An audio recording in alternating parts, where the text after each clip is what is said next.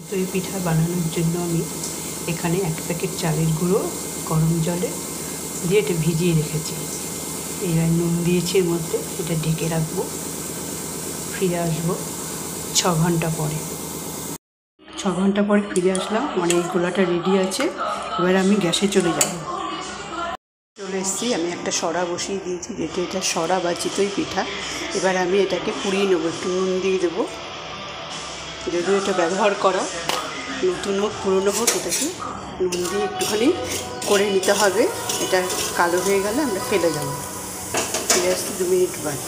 যে নুনটা আমি ফেলে দিয়েছি, এবার একটু শুকনো ভেজা ন্যাকড়া দিয়ে এটা মুছে নেব।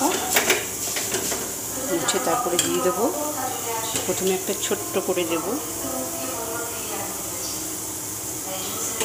দিয়ে এটা ঢেকে দেবো। গ্যাসটাকে হাই করে দেবো আর একটু জল দিয়ে দিয়ে দেবো। 5 মিনিট বাদে ফিরে আসছি। 5 মিনিট বাদে এর ঢাকনাটা খুলে দেখবো। এই দেখুন হয়েছে, সুন্দর ফুলে উঠেছে। এবার এটাকে আমরা তুলে নেব। এটা কুচিয়ে কুচিয়ে তুলে নিতে হবে। তুলে নিয়ে ফিরে আসছি।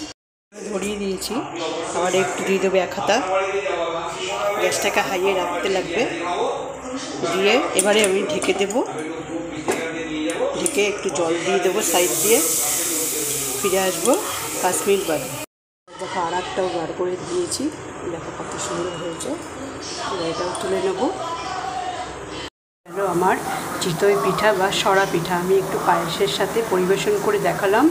ভালো লাগলে আপনারা লাইক, কমেন্ট, শেয়ার করতে কিন্তু ভুলবেন না। ভিডিওটা দেখার জন্য অনুরোধ রইল।